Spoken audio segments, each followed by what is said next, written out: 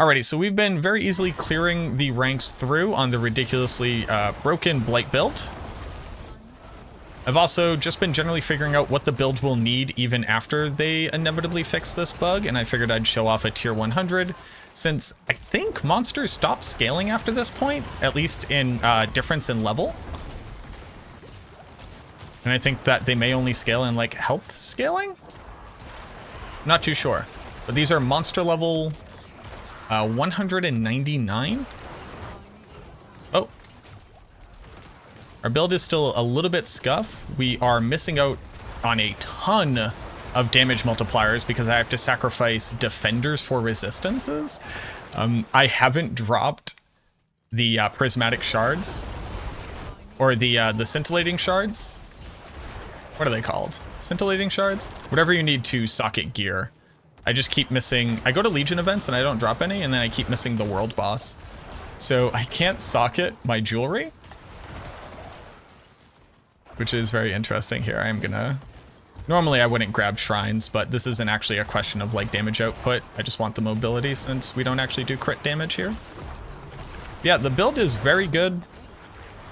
Even after they either fix Blight with Ebonpiercer so that it doesn't trigger Lucky Hit to the same degree, or change the temper manual, the one that says 40% chance to do 30,000 shadow damage, not even on a max roll. Either way, you'll be able to recoup a lot of the damage. The Paragon board that I'm using right now is actually just my Infinimus build, which scales crit damage, which scales crit damage and crit chance, and is set up to not have as many of the stats that you would need, because I've just been too lazy to redo it since I plan on immediately swapping to another build after I clear this tier 100. And I figure I'll just leave this stuff in here too. Like I said, like my survivability is absolutely jacked on the build currently. The damage is good, the functionality is good. It plays very similarly to Blight in the last season. Oh, I forgot I need to be using Reap for DR. Might Aspect comes in super handy nowadays, it turns out. Just being able to use Reap to get like a crazy amount of massive DR for a ton of time. Very strong. Also, I was very lucky that somebody had an additional Ring of Sacrilegious Souls that they could hand off to me. Being able to trade unique items feels so good. Be able to go give somebody an Ebonpiercer who wanted to try out that build, and able to hand off a Lidless Wall to somebody who's trying to test it out on their build. Well, it's Chronix who is testing it out on his build. But being able to trade unique items, absolutely fantastic now. But the Ring of Sacrilegious Soul is a pretty low roll. I think it's a 1.8. I haven't been able to masterwork it at all, so I'm just so low on materials across the board. Okay.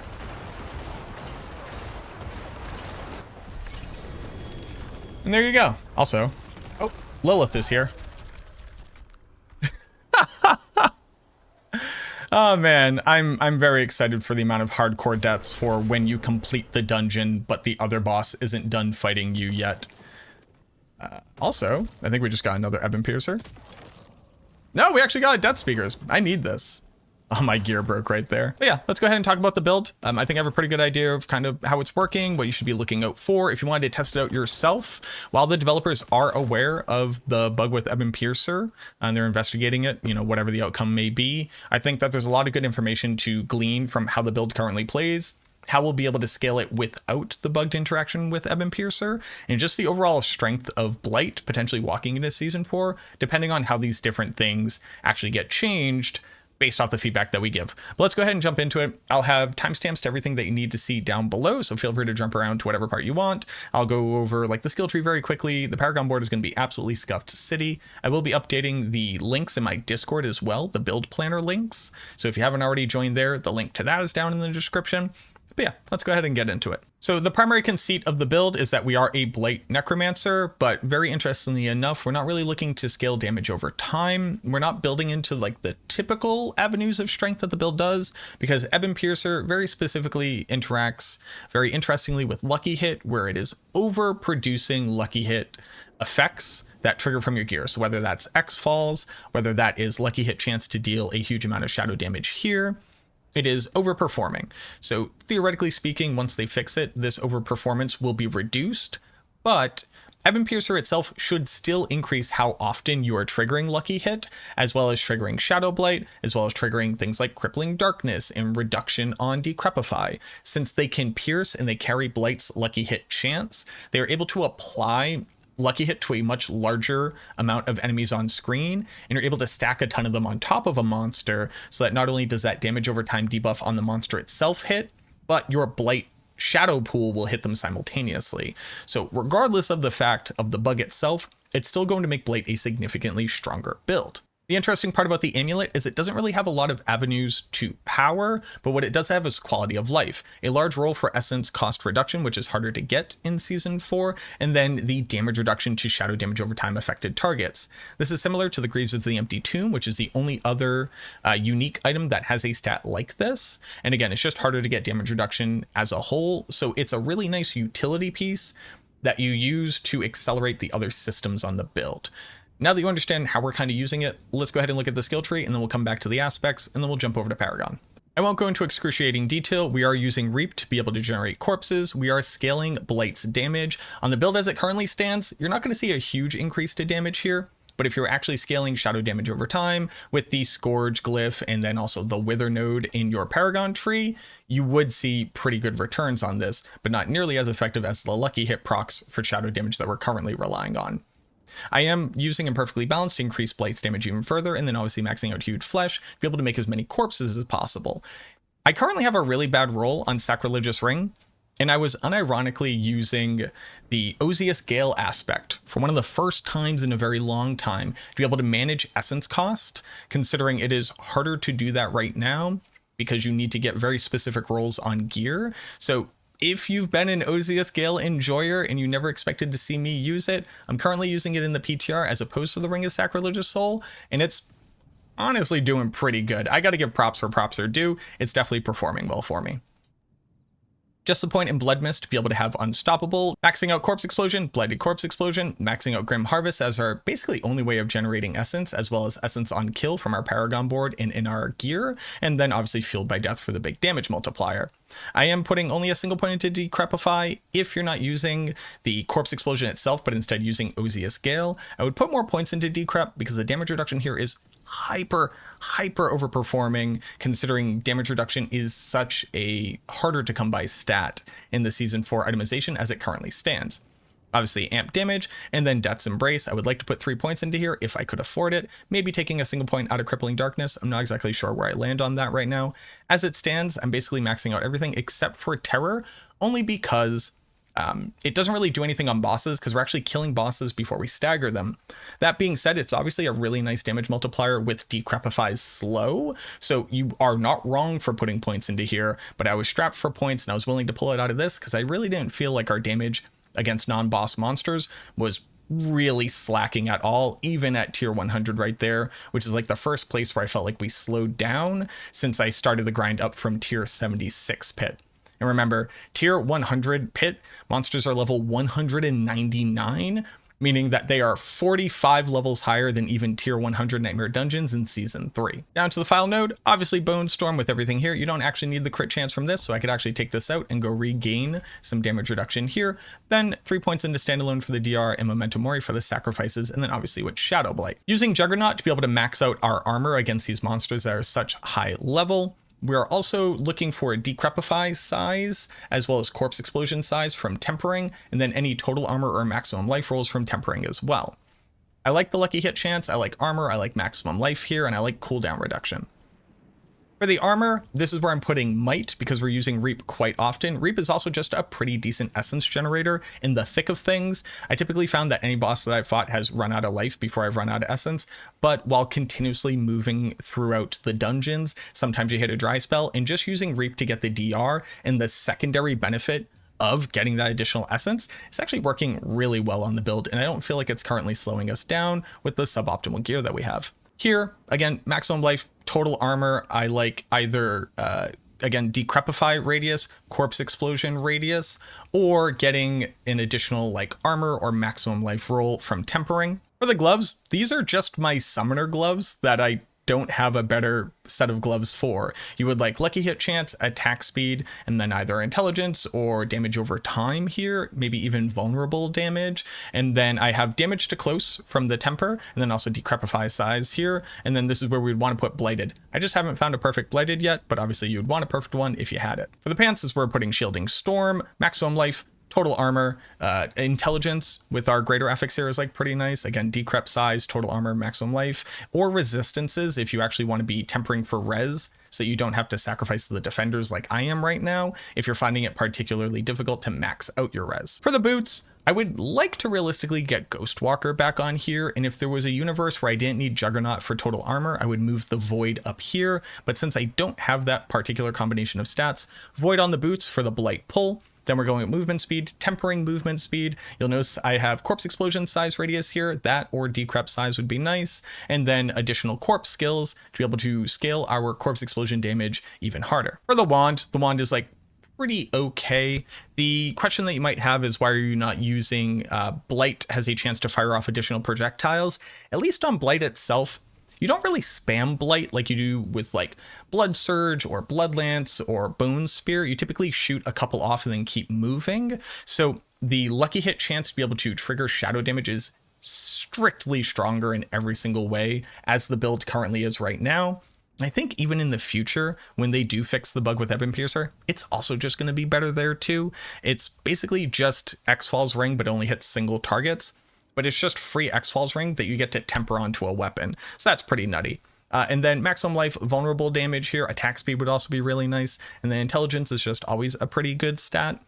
And then this is where we're putting Ultimate Shadow. Yes, you still need Ultimate Shadow. It's just so good to be able to use Ultimate Shadow. It vastly increases your ability to generate barrier, since every single time that it does shadow damage over time, it also triggers barrier generation there. And that just like can't be overstated how valuable that is. And then obviously you want a wand for the lucky hit chance. Ebonpiercer, you'll see that I have managed to successfully crit on movement speed twice on this, and it's still nowhere near what the maximum roll would be even if I wasn't critting, which is kind of funny. And the other stats are like generally not that important. You obviously want maximum damage reduction and maximum essence cost reduction.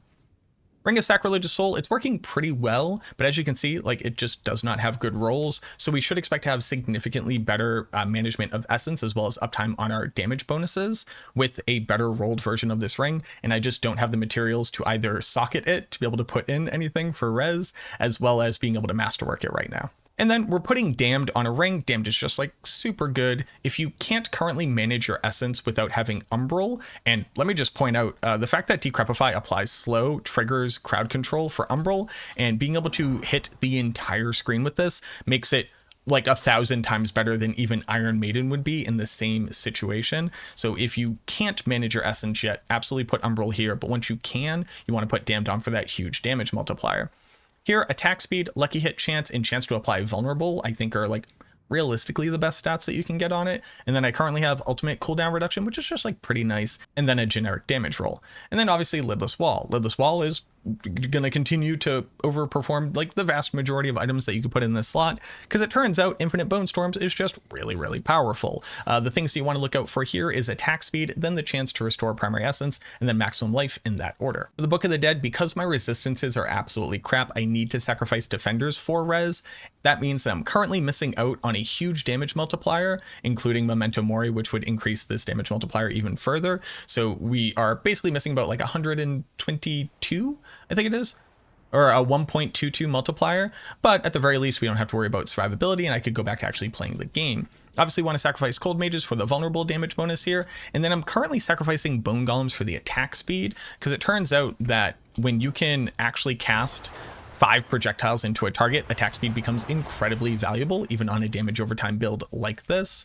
But if you don't need the attack speed, if you have a really good roll on the rest of your gear, you could obviously go with Blood Golem for the additional maximum life, which would be like pretty decent little increase here. Let's see what it looks like.